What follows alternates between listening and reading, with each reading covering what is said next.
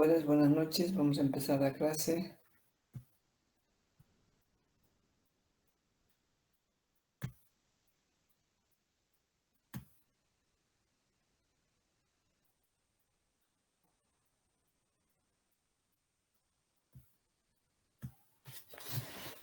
Perfecto. ¿En qué placa hemos quedado, jóvenes?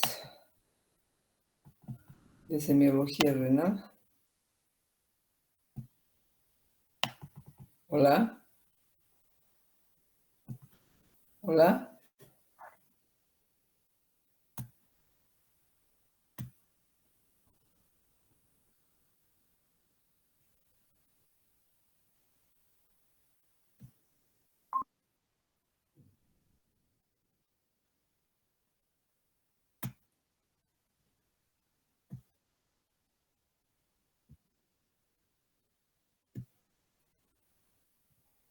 Ay, no sé qué he hecho. A ver.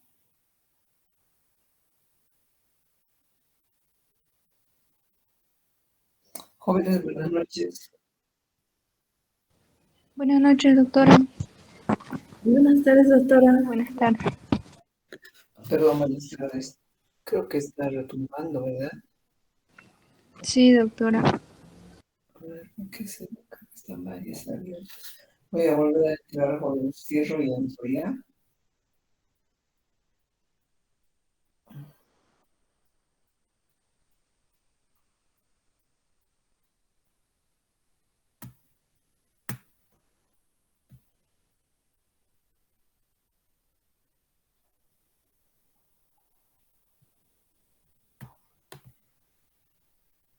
¿Dónde hemos quedado, jóvenes? De semiología. Por favor. ¿En qué placa? ¿Alguien me puede decir? Hola. Hola.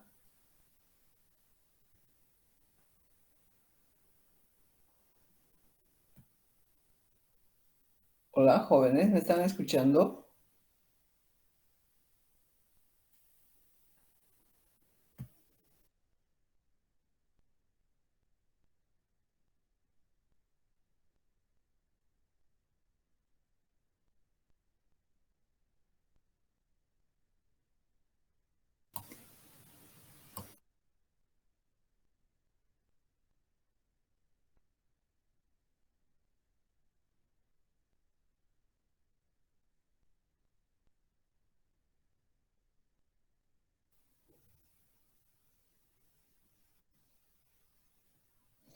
Hola, jóvenes, ¿me escuchan ahora? Hola, Sí, doctora. Sí, doctora. gracias.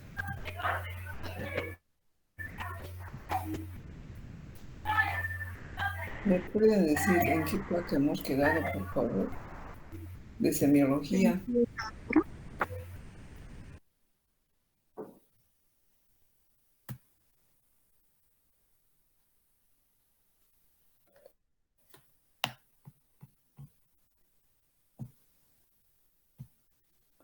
¿Dónde hemos quedado, jóvenes? ¿Hemos visto las maniobras, las distintas maniobras? Hola, Doctora, buenas tardes. Doctora, aún estábamos en el tema 7 de no hemos síndrome terminado todavía, no puedo creer. anterior semana no hemos pasado clases. Muy bien, entonces vamos enseguida a la clase 7. Síndromes renales, ¿no? Sí. Hablaba ya de los tipos de proteinuria. Ya. Estamos súper atrasados con ustedes, entonces.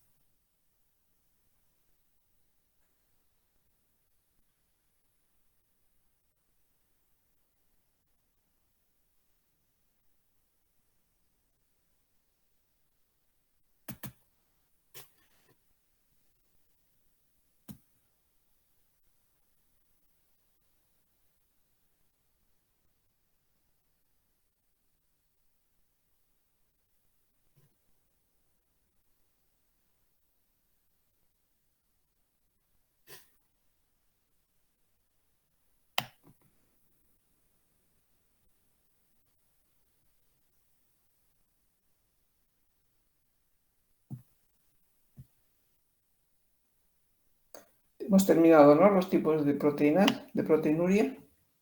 Sí, doctora. Ya.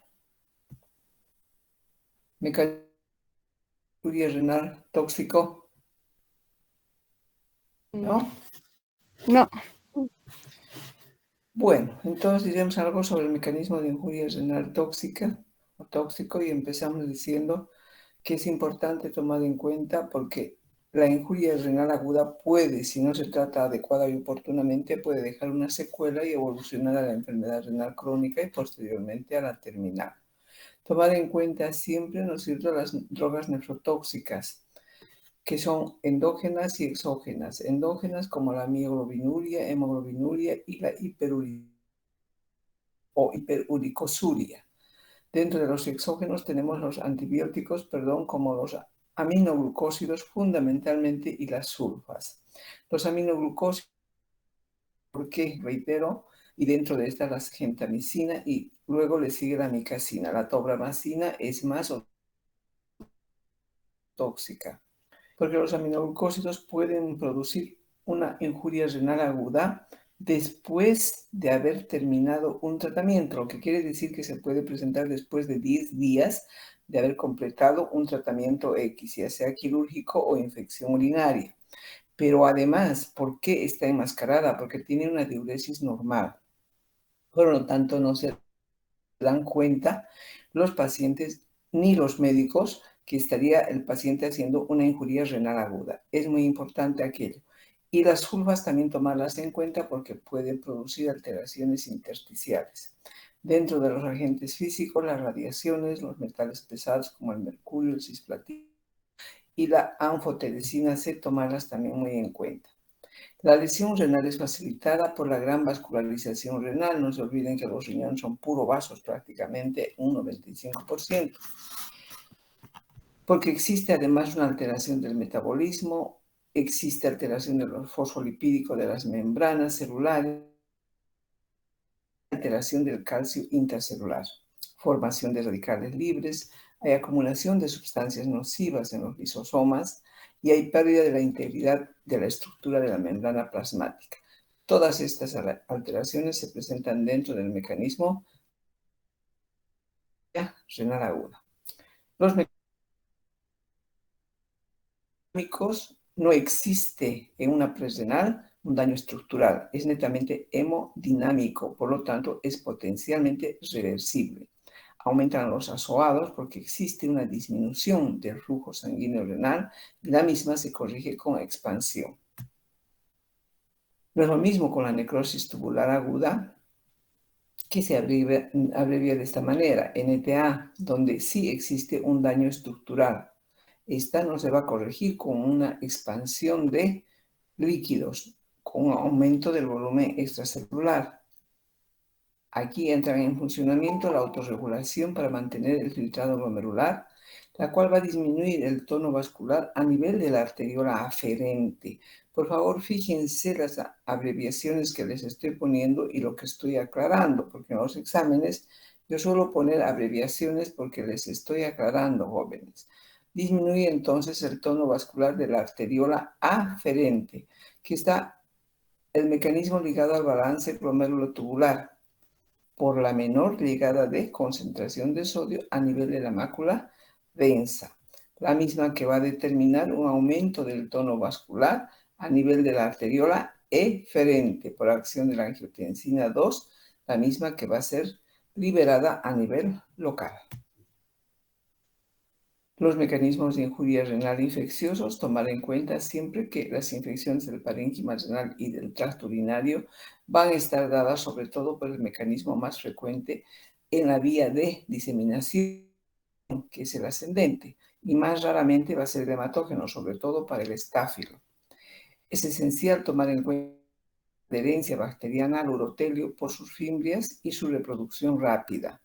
En ambos sexos, los procedimientos instrumentales van a favorecer los procesos invasivos. Y aquí analizamos un cuadro de la enfermedad renal crónica que nos está indicando cuál es la causa fundamental que lleva a los pacientes al óbito. ¿Y qué es el óbito? Es la de los pacientes, ¿verdad? No es la enfermedad renal crónica per se, sino son sus complicaciones. ¿Y cuáles son estas complicaciones? Son cardiovasculares, como vamos a analizar. La enfermedad renal crónica cursa con hipertensión arterial en sus etapas terminales. Hay expansión de volumen. ¿Por qué? Porque las nefronas residuales ya no se dan abasto, ya no compensan. Lo poco que queda ya no compensa nada prácticamente. Entonces hay expansión del volumen extracelular. Y hay anemia. Estos tres componentes van a determinar que exista una hipertrofia del ventrículo izquierdo. Va a llegar a una fibrosis cardíaca y miocardiopatía de remodelación. Todo aquello va a confluir ¿en qué? En insuficiencia cardíaca y muerte súbita. Por lo tanto, reitero, el paciente con enfermedad renal crónica raras veces llega a fallecer por la misma enfermedad renal crónica, por uremia. Generalmente el óbito se produce por sus complicaciones cardiovasculares. Hay factores de riesgo que están asociados a la enfermedad renal crónica y uremia. Obviamente, generalmente son pacientes añosos, ¿no es cierto?, donde va a estar ya la arteriosclerosis comandando. Va a estar ya presente varias noxas, otro tipo de enfermedades o comorbilidades, ¿no es cierto? Verbigracia, la diabetes. Puede estar problemas cardiológicos, independientemente de las complicaciones, y ya un problema cardiológico puede estar metido un síndrome hepatorrenal, puede existir factores de tipo neoplásico, en fin, todos aquellos que van a confluir en una enfermedad renal crónica, en la uremia, que van a contribuir obviamente a todas estas complicaciones. Sobre eso hemos indicado que hay aterosclerosis acelerada, además de calcificaciones vasculares. ¿Por qué las calcificaciones?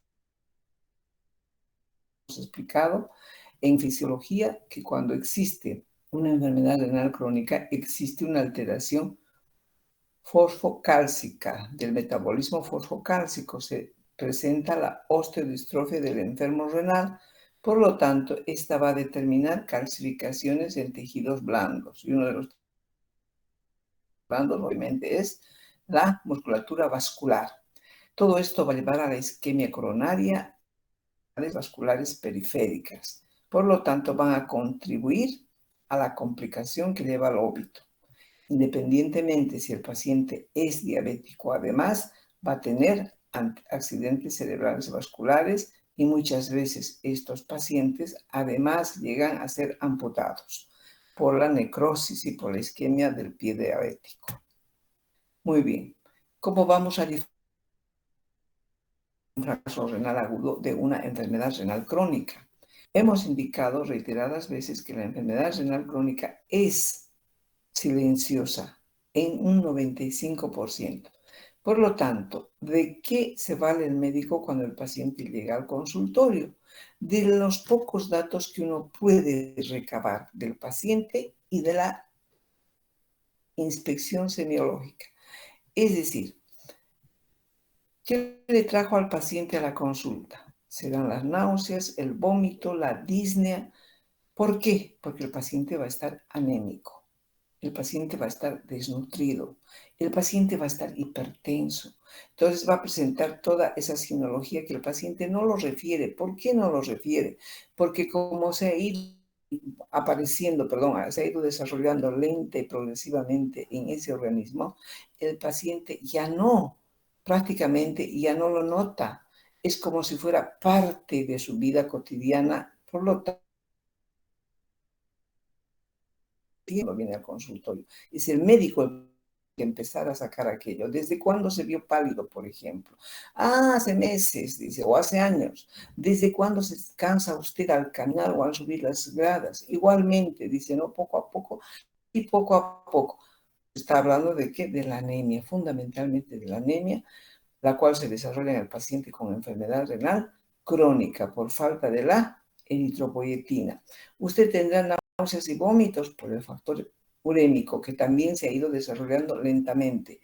¿Tiene pérdida del apetito? Tiene. ¿Tiene asco a las comidas, sobre todo a la carne? Tiene. ¿Vea? Entonces uno tiene que ir sacando poco a poco al paciente y dirigiendo con su anamnesis. Y a eso preguntar si tiene analíticas o exámenes de sangre y orina, obviamente anteriores, que para nosotros son de valor, pero indiscutible. ¿Por qué? Porque vamos a ver cuándo empezó aquello y cómo ha ido evolucionando. Qué raros son los pacientes que van a ir guardando sus antecedentes analíticos. Entonces, ustedes son los encargados el día de mañana, como médicos jóvenes, de indicar a los pacientes que empiecen a hacerse una carpetita con todos sus análisis, porque el médico no tiene por qué quedarse jóvenes con los análisis de los pacientes. ¿A qué fin? ¿No es cierto? Si después van a ir a la basura. Entonces, eso le va a servir al paciente como antecedente de su enfermedad, de cuándo empezó, cómo empezó, vaya donde vaya. Y eso es importante indicarles a los pacientes. Por lo tanto, de llegar a un diagnóstico de insuficiencia renal crónica. Vean, solamente con antecedentes y viéndole y observándole al paciente y insistiendo en la anamnesis. Bien, llegamos a la conclusión de que no es enfermedad renal crónica. Entonces, puede ser una aguda, fracaso renal agudo o deterioro agudo sobre una insuficiencia renal previa también puede ser. ¿Qué se llama esta enfermedad renal crónica? Reagudizada, porque sobre una que ya existía se presenta un nuevo episodio. Por una deshidratación, puede ser por un cuadro séptico, entonces se descompensa el paciente. Una vez que uno llega al diagnóstico de que el paciente tiene fracaso renal agudo, ya sea sobre una base crónica, hay que preguntarse, ¿será obstructivo?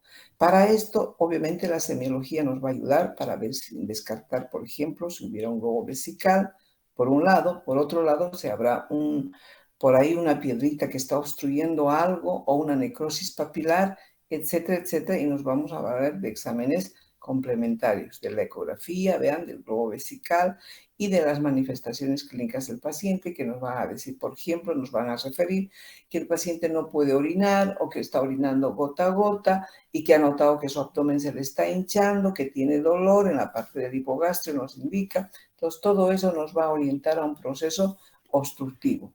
Le hacemos la ecografía y solución de un fracaso renal obstructivo. Si no fuera aquello, digamos, a analizar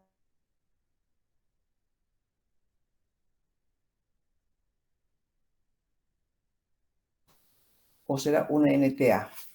Entonces, si es prerrenal, debemos preguntar, por ejemplo, ¿no es cierto?, al paciente, en primer lugar, tomarle la presión para ver cómo está aquello y preguntarle también a él, cuando usted se para de golpe, ¿tiene mareos? O cuando está sentado y se para, ¿tiene mareos y estado nauseoso? Es un signo de que el paciente está haciendo hipotensiones ortostáticas y eso es referente de que el paciente está deshidratado.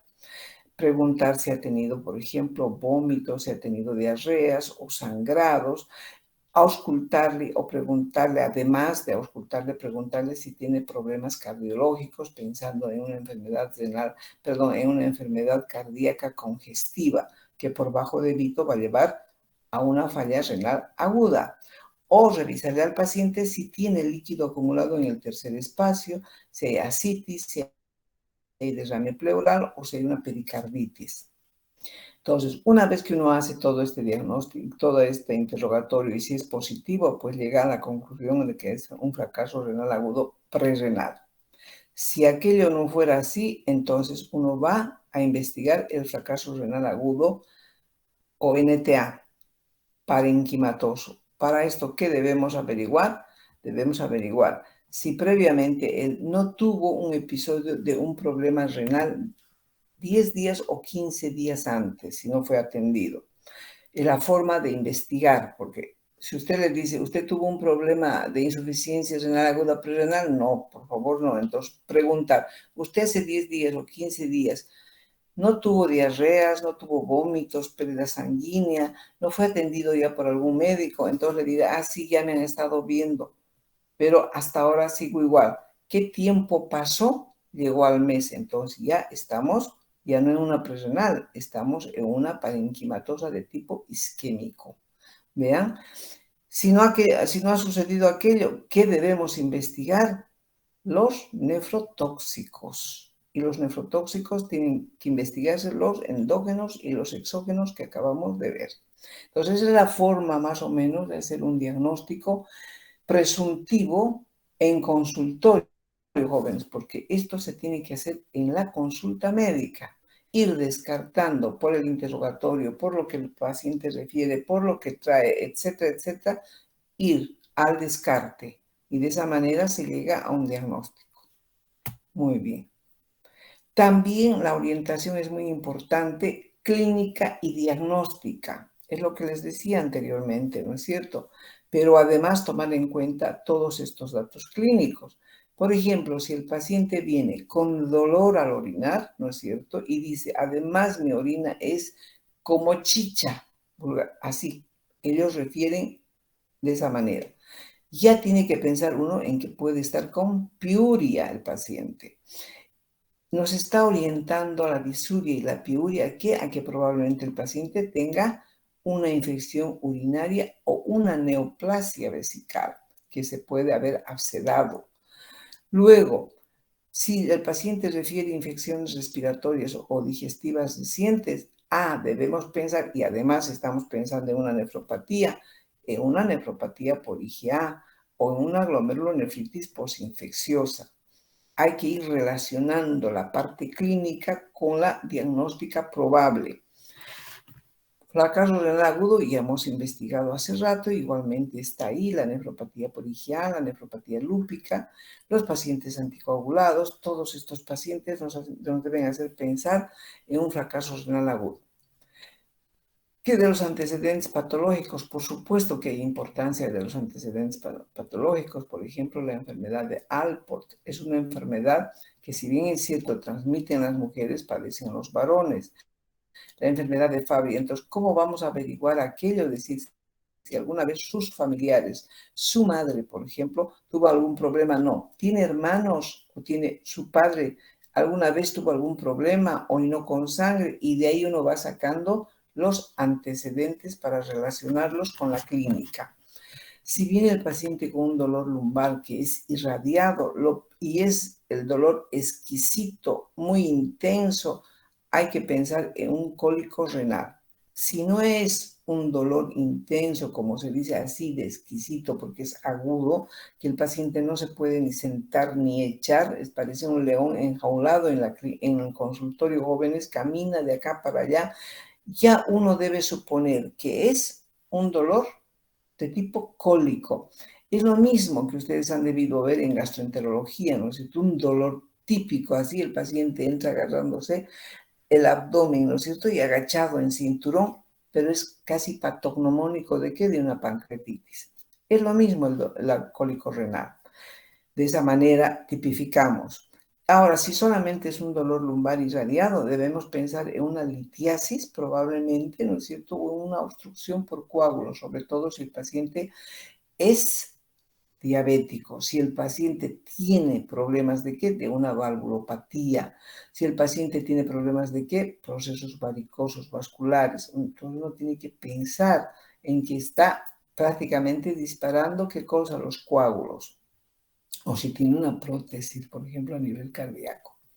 Luego, si el paciente viene con todo un síndrome prostático, ¿no es cierto?, que le duele al orinar, que se indica la parte del hipogastrio, que se levanta en la noche, que orina poquito, orina con frecuencia, es decir, todo el síndrome miccional prostático, debemos pensar entonces en que ese paciente, más la edad, relacional con la edad, que puede estar cursando con una hiperplasia o una neoplasia de próstata, también con una neoplasia vesical. Bien, si el paciente viene y dice, he hecho ejercicio, he corrido de acá para, por decirles, a Yotala, y de pronto oriné como sangre. Aquí está la relación. Hematuria inducida por el ejercicio o trauma, o sea, ha tenido un accidente, por ahí ha tenido un golpetazo de alguna movilidad en la parte posterior, ¿no es cierto?, en la zona lumbar, entonces puede ocasionar la hematuria. Si hay sangrado a otro nivel en el paciente anticoagulado, debe uno pensar que obviamente ese paciente está con anticoagulación, por eso está sangrando, aunque obviamente no debemos excluir el estudio de la hematuria, es muy importante. Luego tenemos la hematuria cíclica en la mujer. Hay que descartar siempre una endometriosis, que es muy importante. Endometriosis, esto es a nivel uterino, jóvenes. Aquí ha habido un error del que también hacen, todos nos equivocamos, ¿verdad?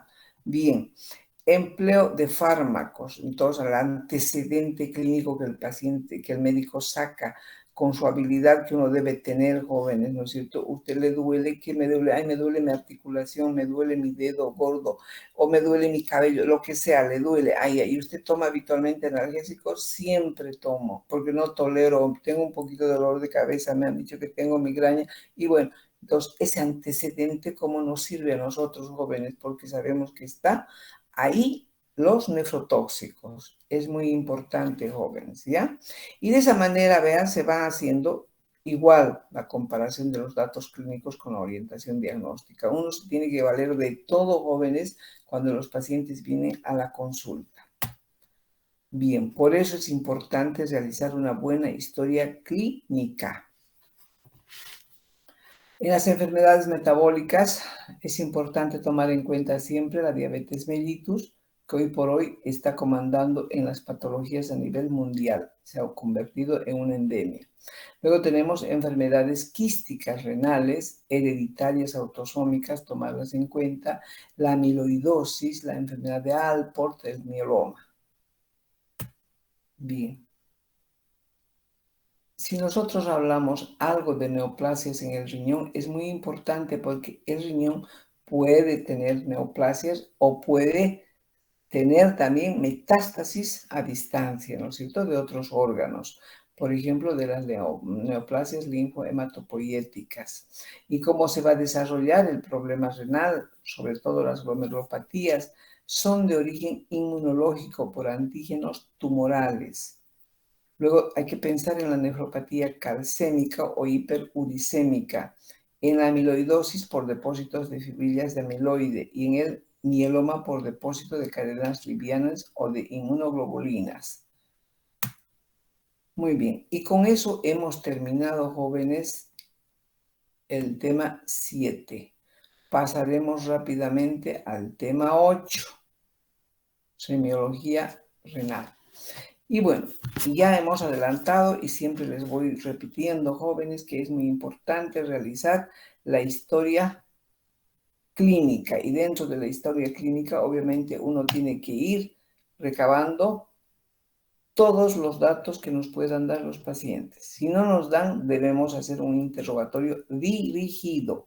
Es decir, preguntar, ¿hay dolor de espalda? Si es que el paciente no viene con dorsolumbalgia y sí viene con disuria, por ejemplo, o con tenesmo o con estranguria, entonces preguntar, ¿le duele la espalda? Ah, sí, me duele. Lo que pasa es que no le da mucho interés. ¿Por qué? Porque el dolor de espalda de tipo lumbalgia de otra naturaleza tiene años. Y sin embargo, ahora en este episodio de infección urinaria ya no le da importancia. Entonces, hay que preguntar, jóvenes. Bueno, síntomas urinarios bajos. Hay que preguntar disuria, poliaquia, estranguria, etcétera, etcétera. El edema, ¿desde cuándo? ¿Cómo empezó? ¿Dónde empezó? En los párpados a nivel bimaleolar y poco a poco subió, qué pasó, etcétera, etcétera. Todo eso hay que interrogar. La hematuria de la misma manera, cuándo empezó, cómo empezó, después de qué empezó. La proteinuria, si el examen viene el paciente y dice, alguien me dijo que venga aquí porque han encontrado esto en mi examen de orina, dice que tengo proteínas. Entonces uno tiene que analizar y preguntar, por ejemplo, ¿usted orina con espuma? Orina como la cerveza, y a veces basta que usted le diga al paciente, por ejemplo, usted orina con espuma, orina como la cerveza. Ya está, el signo de ¿qué? De proteinuria. Si tiene oligoanuria, ¿cómo vamos a interrogar la oligoanuria? No es difícil. El paciente no sabe, entonces hay que indicar, mire, usted mañana va a empezar a medir su orina de 24 horas de esta manera. La primera orina del día no se toma en cuenta, a partir de la segunda usted va orinando y anotando. Trate de conseguirse una botella y ponga la medida. más o menos, de medio litro, de cuarto litro, de 1 litro. Entonces va midiendo, señor, y anotando. No es necesario que se junte toda la orina, ¿no es cierto? Sino orina y anota cuánto. Orina, aunque sea un aproximado. Y al día siguiente, cuando vendrá, o a los 2 días, tiene que venir con su reporte. Jóvenes, nada es difícil cuando uno empieza a hablar con los pacientes y a indicarlas adecuadamente.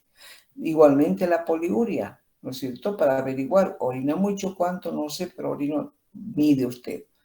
Igualmente, entonces ya la hipertensión, nosotros, ¿cómo la vamos a controlar? Obviamente la vamos a controlar tomando la presión en el consultorio. Los antecedentes hereditarios familiares es importante.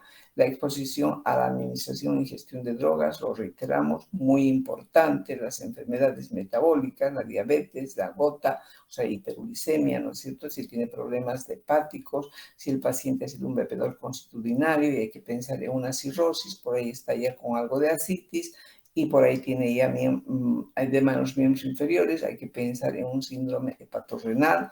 En fin, uno tiene que ir ya dándose modos, jóvenes, y haciendo las preguntas correspondientes. De igual manera, hemos dicho el edema, ¿no es cierto? Ahora bien, nosotros el edema, ¿con qué lo vamos a relacionar? Con 3 síndromes muy importantes: el síndrome nefrótico, el síndrome nefrítico y la insuficiencia renal. Síndrome nefrótico, es decir, que el edema se va a presentar en forma lenta, progresiva y de mucho tiempo, va arrastrando. No es agudo el edema del síndrome nefrótico, jóvenes. Y si nos dice el paciente que orina con un poco de espuma, por lo menos, ¿no es cierto?, indicar que la espuma no debe ser persistente. Obviamente, cuando uno orina, ¿no es cierto?, por el remolino que se forma de la orina con el agua, se forma un poco de espuma, pero eso tiene que ser fugaz, tiene que desaparecer rápidamente. Si es persistente, ya nos está hablando de la presencia de albúmina o de otro tipo de proteínas, que ahora vamos a analizar. El edema nefrítico sí es agudo porque se presenta de un día para otro, antecedentes acá infecciosos de 10 o 15 días anteriores, por ejemplo, una estreptococemia, que es lo más frecuente. Luego tenemos en la insuficiencia renal aguda, también es frecuente. En la crónica ya es lenta, paulatina y en meses que apareció o en años. Eso es muy importante. En la hematuria, tomar en cuenta el color. Si, por ejemplo, el paciente nos dice, es un rojizo marrón oscuro, ¿no es cierto?, a la vista ya debemos pensar que esa sí es hematuria. Macroscópica, porque está viendo el paciente. En cambio, si no ve el paciente y nos informa, es una microscópica y esta no cambia de color cuando es microscópica. Bien. La hipertensión es importante. Como un antecedente puede tener el paciente una hipertensión esencial. Mientras, hasta que no se demuestre lo contrario, la hipertensión en un paciente que llega al consultorio, sobre todo del nefrólogo, tenemos que pensar que es renal. Con esto no quiero decir que todas las hipertensiones son renales, jóvenes, al contrario.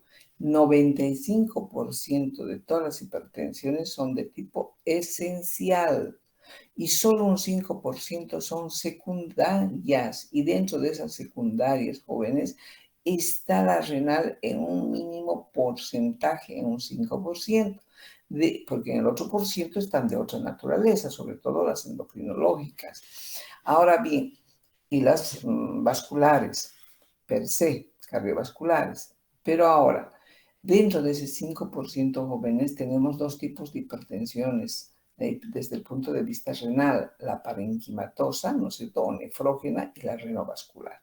Entonces, tenemos que investigar aquello, los cambios en el volumen de la orina, ¿no es cierto? Hay oliguria, hay anuria y poliuria.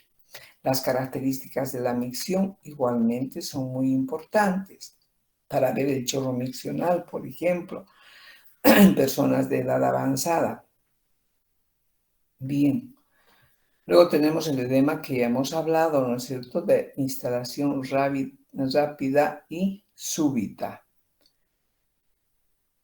Sí, nos refieren los pacientes que ha sido un edema violento de un día para otro. Además, está con hematuria macroscópica. Puede ser solamente microscópica, pero bueno, Lo más probable es que esté en coma macroscópica y por eso el paciente llegó al consultorio. Más algo de proteinuria y disminución de la orina, que es la oliguria, nos está hablando de una disminución de ¿qué? Del KF. Por lo tanto, en el examen de la analítica sanguínea ya vamos a encontrar nosotros la creatinina levemente elevada, ¿no es cierto? Y aquí va a existir retención de sodio-agua porque obviamente va a bajar el KF. Y va a existir hipertensión por retención de agua, aumento ¿de qué? De la frecuencia cardíaca, de las resistencias periféricas, etcétera, etcétera. Bien. El edema de la insuficiencia renal aguda, igualmente hemos dicho que se presenta bruscamente en oligoanuria, de preferencia, por la marcada reducción del filtrado glomerular. El paciente va a estar hipervolémico. El del crónico va a estar presentando porque la hiperfiltración, lo que habíamos indicado de las nefronas remanentes, ya es insuficiente en su compensación. Bien. Y luego tenemos las maniobras para ver los puntos dolorosos ureterales. Los puntos dolorosos ureterales se buscan tanto en el abdomen anterior como en la parte posterior. En el anterior tenemos los puntos ureterales superiores, medios e inferiores. Los superiores se traza una línea horizontal a la altura del ombligo y una vertical que pasa por los rectos anteriores. En esa intersección, ahí está el punto pielo-ureteral, ¿ya? Pielo-ureteral corresponde a la pelvis y al uréter inicial. Luego tenemos los puntos ureterales medios. Es una línea biilíaca con los rectos anteriores también con su intersección y ahí están los medios. Y por último, los inferiores, ¿no es cierto?, que están acá es la biilíaca, con una línea vertical que sube de la sínfisis del pubis. Y ahí están las inferiores. Que cuando existe infección urinaria no es necesario realizarla. Es más, insisto, nunca se debe hacer tacto rectal y tacto vaginal, jóvenes, para llegar a un diagnóstico de infección urinaria. Por favor, piensen en los pacientes, pónganse en el lugar de los pacientes cuando acudan a su consulta. No es nomás hacer tacto vaginal a las jóvenes o generalmente los médicos tenemos antecedentes, jóvenes. Por eso uno habla tacto vaginal. ¿Por qué?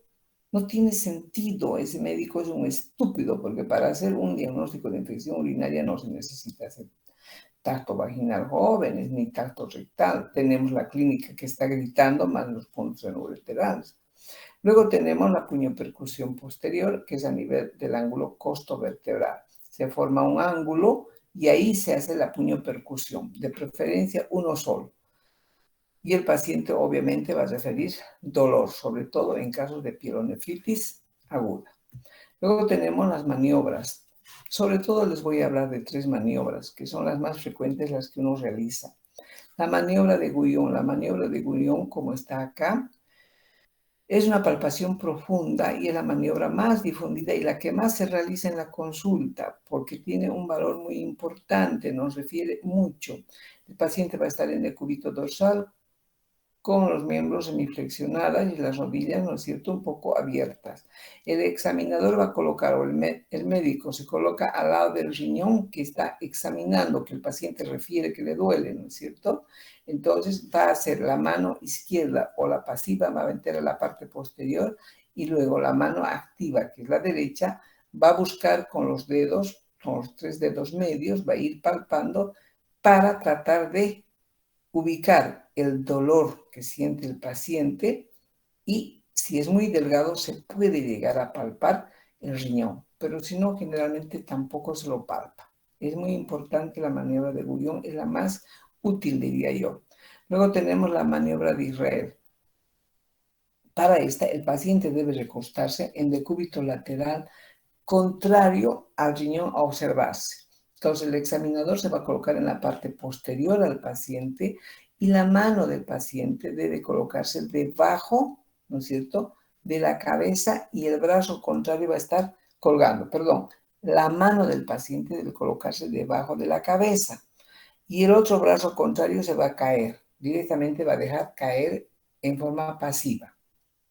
Muy bien, una vez que esto ha sucedido, entonces la mano pasiva del examinador debe colocar debajo del reborde costal posterior y la mano activa va a bajar prácticamente a través del surco costal anterior con los 3 dedos medios, ni mientras el paciente va a ir respirando, porque se le indique vaya respirando hondo y exhale nuevamente. Entonces el paciente va a ir buscando y presionando, ¿no es cierto?, alguna anormalidad que podría tener el paciente, sobre todo en caso de tumores.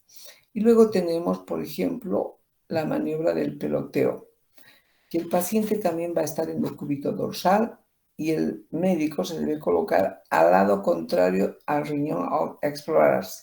Entonces, la mano pasiva del paciente, en este caso si es diestro, la izquierda por detrás del paciente en la fosa renal contraria al examinador. Y la mano activa se coloca en el abdomen del paciente del riñón que va a examinar y se empuja con la mano pasiva. Esto han visto ustedes seguramente muy bien en semiología, jóvenes. Otra cosa es realizar en el paciente. Pero más o menos si ustedes se van ubicando y colocando y recordando lo que han visto en semiología, se van a acordar. Esas 3 maniobras son muy importantes. Luego ya entramos a ver el examen general de orina, que es muy importante. A mí me interesa que sepan, jóvenes, las características de la orina, porque la orina es el espejo de los riñones. Lo que sale en la orina nos está detectando y nos está refiriendo qué es lo que está presentando el paciente. Entonces, ¿qué vamos a ver cuando nosotros pidamos un examen general de orina? ¿Qué nos van a informar? El examen físico, el examen químico y el sedimento urinario. Esos 3 ítems, jóvenes, no se olviden. Examen físico, químico y sedimento urinario. En el examen físico, ¿qué tenemos que ver? El color. Lo primero, el color. Es amarillo ámbar, normalmente. Ahora, si es rojo claro y oscuro, estamos frente a una hematuria macroscópica que habrá que estudiarla, de dónde es, ¿no es cierto? Si es renal o es de las vías urinarias. ¿Cuál es la diferencia? Ya vamos a ver más adelante. Si es verde o azul, puede presentar el paciente después de haber sido intervenido y haber recibido el tipo de propofol, por ejemplo, es un anestésico moderno, el propofol, que da este tipo de coloración. O puede el paciente, si ha venido con antecedentes de infección, con signos sintomatología, y nos informan un color verde o azul, tenemos que relacionar con pseudomonas, generalmente una infección intrahospitalaria, y generalmente, por lo tanto, esto lo vamos a ver en hospitales. Y luego también los pacientes que toman amitriptilina, sobre todo los que toman uno cada 8 horas, o 2 en la mañana y 2 en la noche, cuando hay mucha necesidad, algunos pacientes llegan a tomar así, entonces también da este tipo de coloración. Ahora, si es marrón oscuro, puede presentarse en casos de cirrosis hepática o de hepatitis. No sé por qué, perdonen, pero no he puesto esto en pantalla grande, van a disculpar.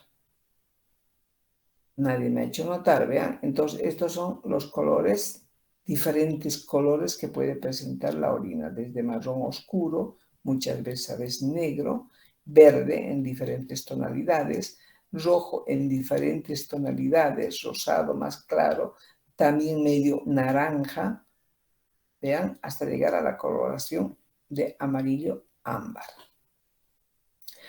El rojo claro también puede presentarse por medicamentos, en el caso de que estén tomando complejo B, por ejemplo, o de estar tomando rifampicina, dan también este tipo de coloración.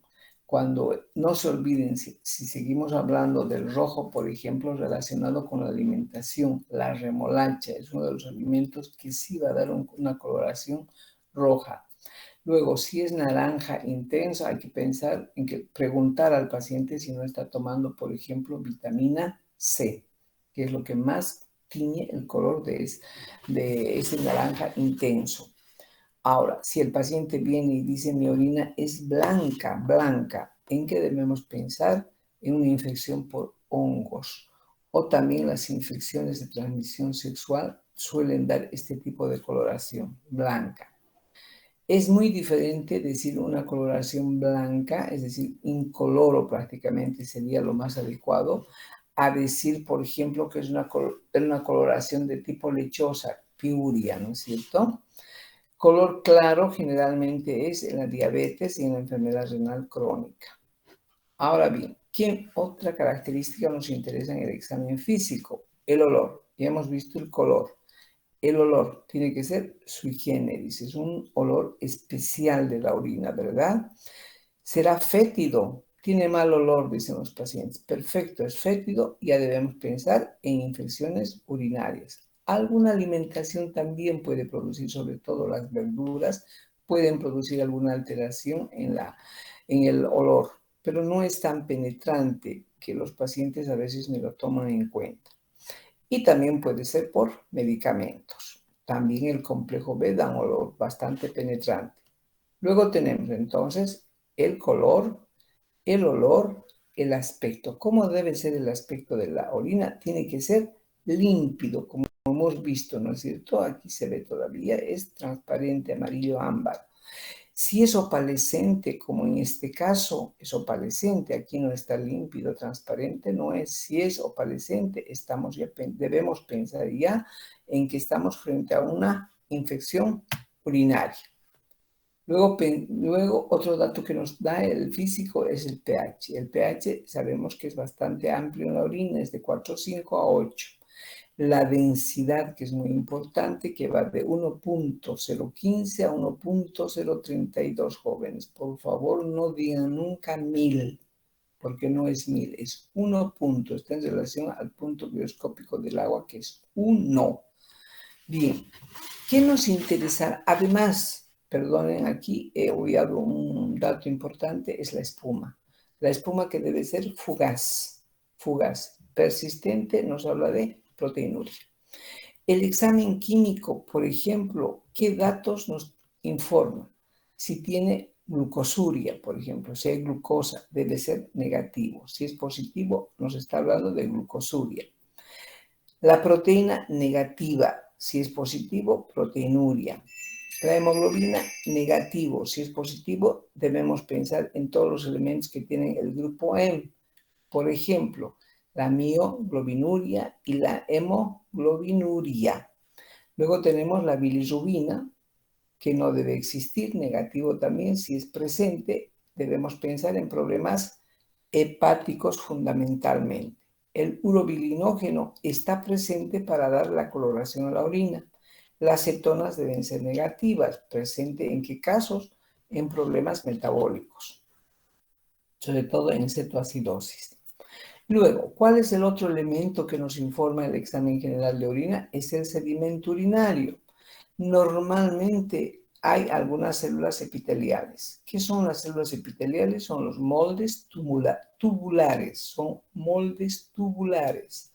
Por eso tienen ese aspecto de los túbulos donde se forman. Podrán ser, por ejemplo, como los contorneados, pues ya vamos a ver, contorneados como los proximales o los distales contorneados, o simplemente como los tubos que se ven directamente en el asa de Henle o en el distal. Bien, los hematíes no deben ser más 2 por campo. Los leucocitos no más de 5 por campo, porque si no ya se rotula de hematuria y de leucocituria. Bien, estamos hablando de los elementos normales que nos informan y de algunos patológicos que es importante que sepamos. Doctora, disculpe, ya es hora. Tenemos clases. Qué pena, señoritas. Bueno, por favor, estamos quedando en el examen general de orina, sobre todo a este nivel de la proteinuria. Bueno, por favor, no se olvide.